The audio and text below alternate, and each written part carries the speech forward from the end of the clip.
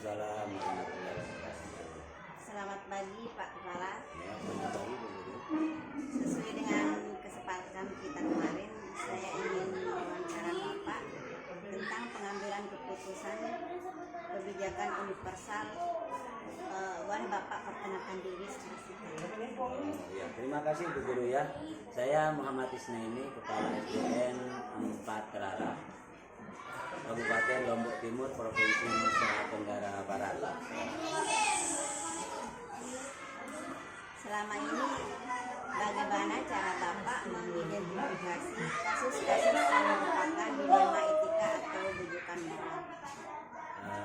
Baik, berbicara tentang kasus, jadi seperti yang dikatakan bahwa ada kasus yang dilema etika atau yang dinamakan dengan rujukan moral.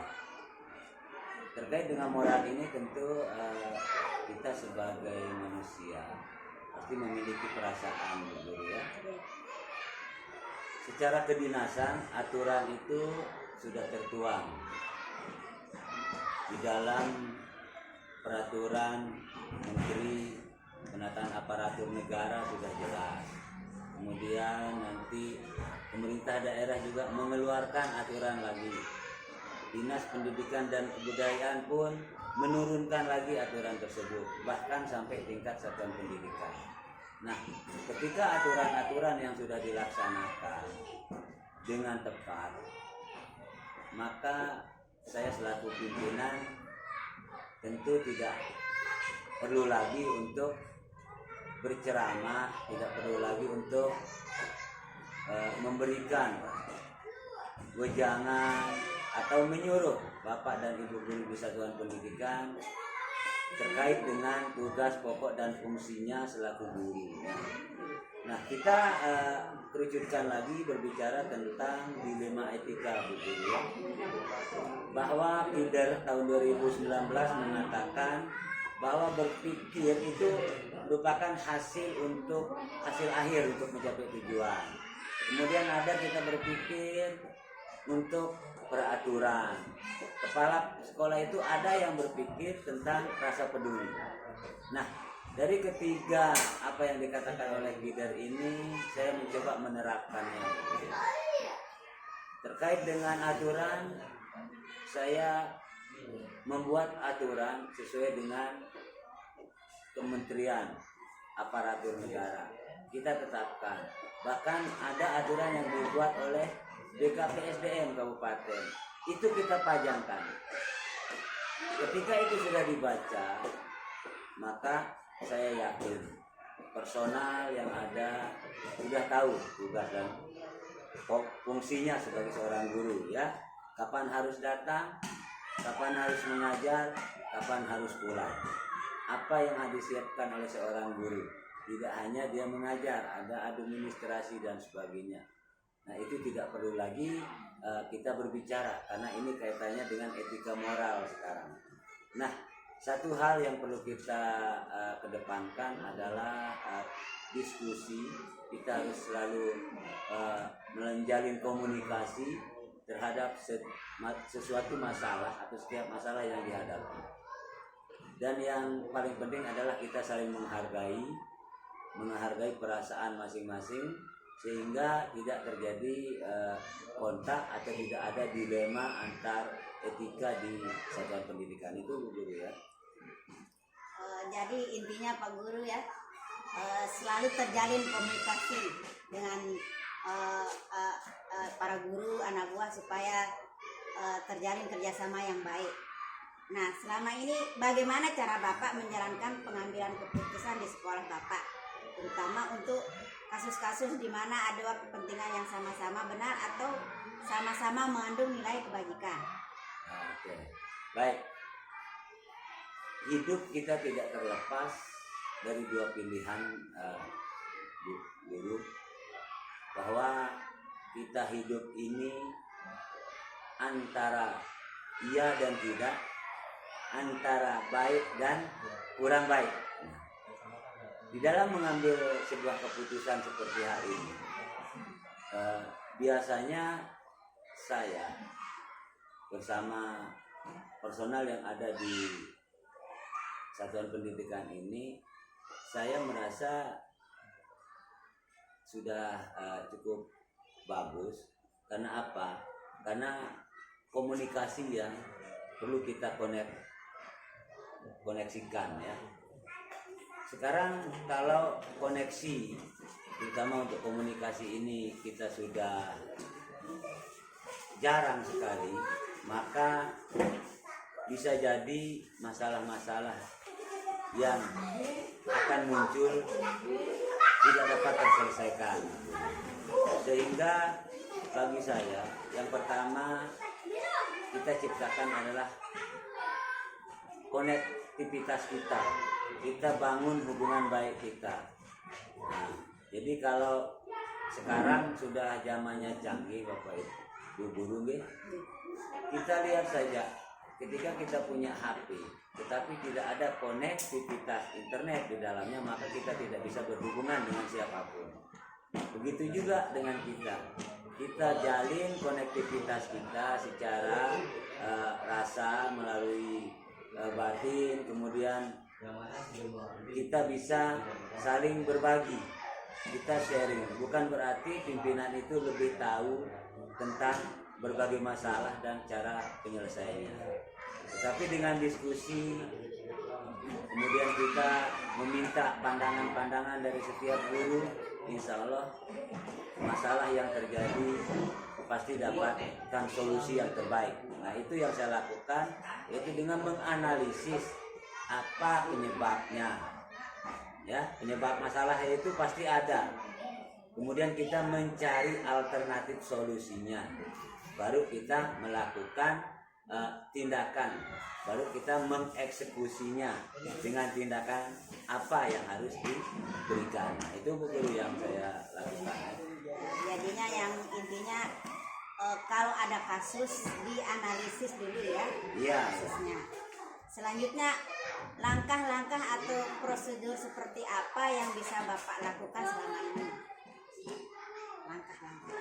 Ya, jadi langkah dari penyelesaian masalah itu banyak cara, Bu Guru, banyak. Nah, disinilah fungsi dari literasi itu sendiri. Seberapa banyak literasi yang kita sudah baca, kita sudah tonton terkait dengan problematika yang terjadi di dalam tugas kita, di dalam kehidupan sosial kita, bahkan problem yang banyak terjadi itu problem di dalam diri kita sendiri, untuk menentukan, mengambil sikap terhadap masalah yang terjadi ya.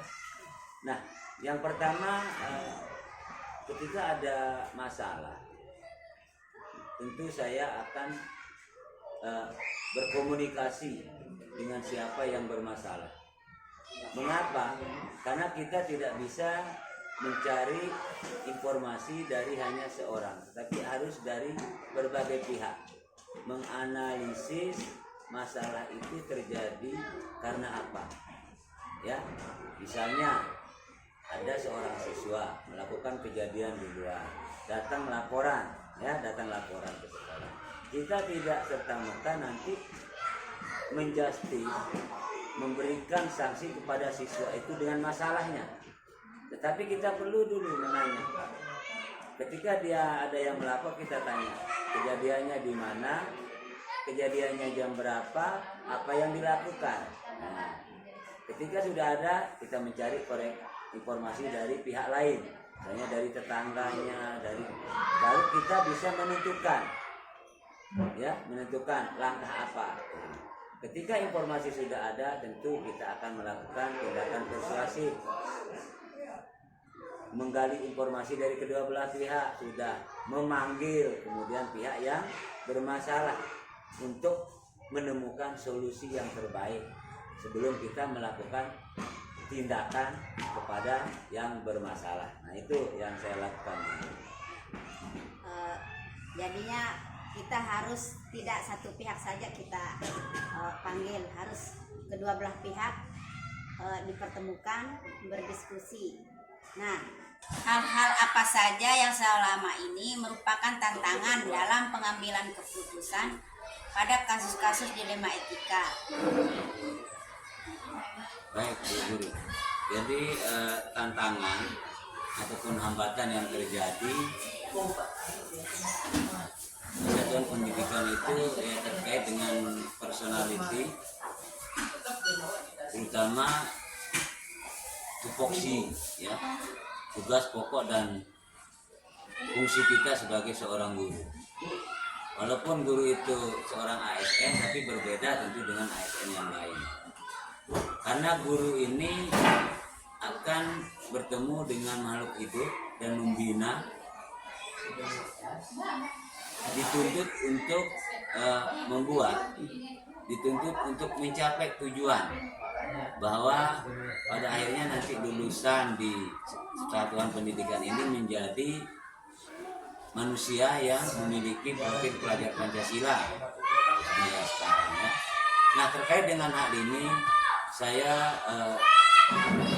tidak bisa menekan terlalu keras terhadap setiap personal. Karena apa? Setiap personal saya yakin sudah membaca peraturan tentang pegawai negeri, peraturan dari pemerintah daerah tentang guru dan sebagainya. Dan kasus-kasus yang terjadi dengan etika moral seperti ini tentu saya lebih serahkan kepada individu, ya. Bagaimanapun saya harus berjuang untuk membuat disiplin. Ketika saya tidak disiplin, tentu itu sesuatu yang mustahil, ya. Nah, ketika kita mau teman-teman di sekolah ini disiplin, saya selaku pimpinan itu harus terlebih dahulu disiplin. Di kelas pun demikian. Kalau mau melihat murid kita datangnya disiplin lebih pagi, tidak mungkin gurunya akan datang paling belakang, tidak mungkin. Nah, itu hal-hal yang sederhana yang terkait dengan dilema etika ini, terkait dengan moral. Dan hal ini tentu kalau kita mau jujur, kita mau menerapkan aturan yang sebenarnya sesuai dengan aturan dari kementerian, dari pemerintah, dari dinas, tentu tidak ada yang akan bisa mendapatkan nilai dengan predikat cukup pun tidak. Tetapi semua ini saya abaikan dengan prinsip bahwa di dalam berpikir itu saya menggunakan rasa peduli, ya.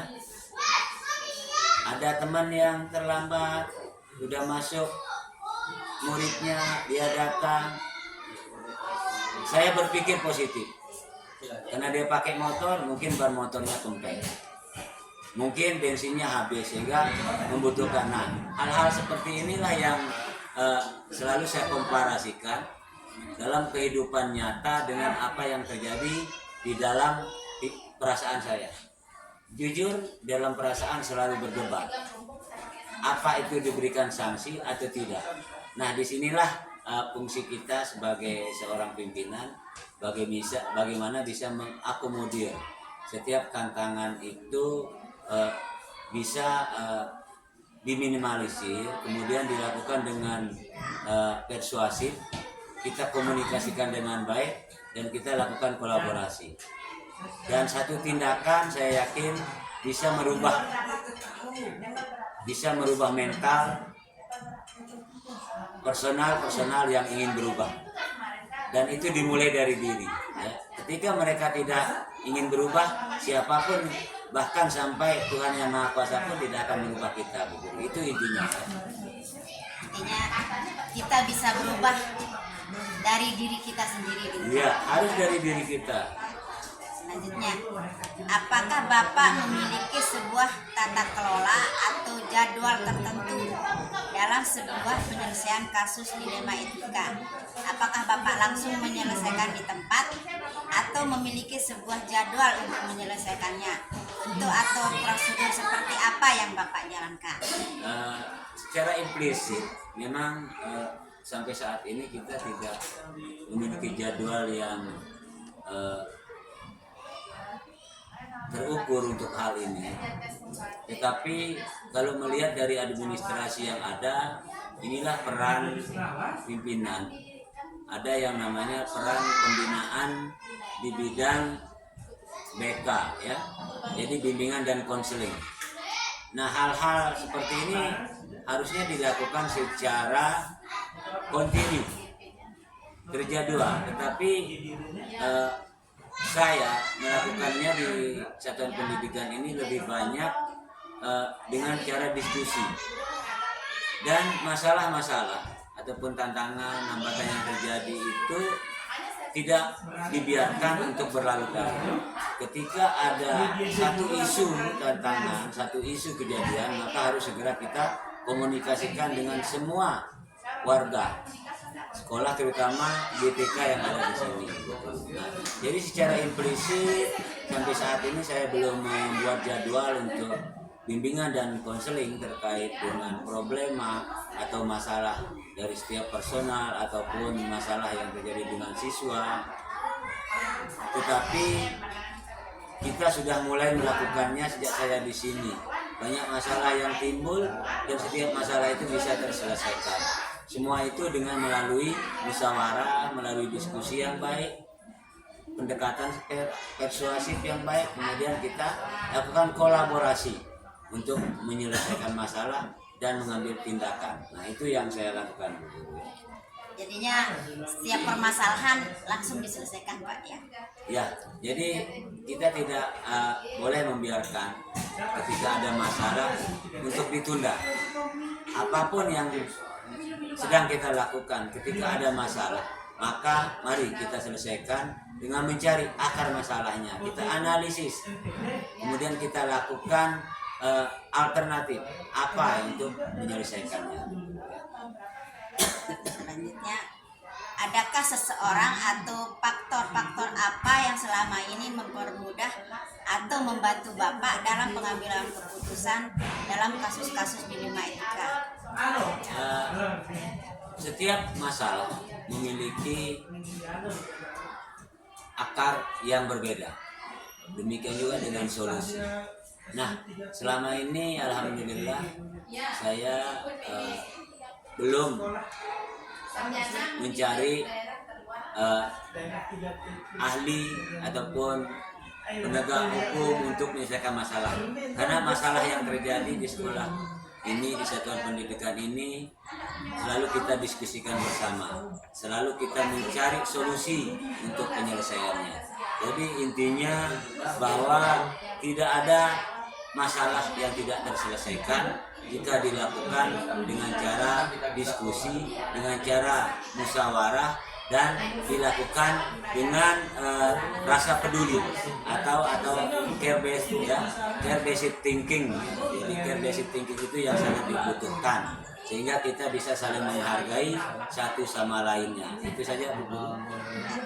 Pertanyaan terakhir, dari semua hal yang telah disampaikan, pelajaran apa yang dapat Bapak petik dari pengalaman Bapak mengambil keputusan dilema etika?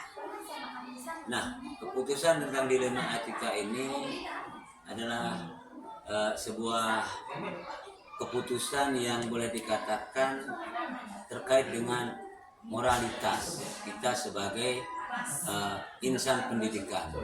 Untuk itu, satu hal yang saya lakukan adalah pertama, menjalin komunikasi yang baik dengan siapapun, terutama di sekolah ini, dengan teman-teman guru, dengan murid, dengan wali murid, bahkan dengan warga lain yang ada di sekitar sekolah. Tidak cepat mengambil keputusan terhadap sesuatu masalah, tetapi kita melakukan analisis, mencari akar masalah sehingga kita dapat menentukan alternatif atau solusi untuk menyelesaikan masalah tersebut. Dan yang terakhir saya ingin katakan bahwa marilah kita senantiasa melakukan refleksi terhadap diri kita, bahwa apa yang terjadi di dalam diri kita ini belum tentu terjadi di orang lain. ya. Kemudian apa yang baik bagi diri kita belum tentu baik bagi orang lain. Mari kita refleksi diri kita, jangan kita menjustis keputusan terhadap orang lain itu begitu cepat. Orang lain itu tidak baik, orang lain itu begini begitu. Jadi marilah kita senantiasa melakukan refleksi diri dan tetap positive thinking terhadap siapapun yang dan apapun yang mereka lakukan. Itu saja Bu Guru. Intinya selalu kita merefleksi diri dulu ya Pak Guru ya. Ya. Jangan terlalu menuduh orang, harus berpikir positif. Terima kasih untuk waktu yang diberikan kepada saya, dan terima kasih, semoga apa yang telah Bapak sampaikan menjadi inspirasi saya untuk kedepannya sebagai calon guru penggerak. Terima kasih atas waktunya. Assalamualaikum warahmatullahi wabarakatuh. Baik, terima kasih sama-sama. Waalaikumsalam warahmatullahi wabarakatuh.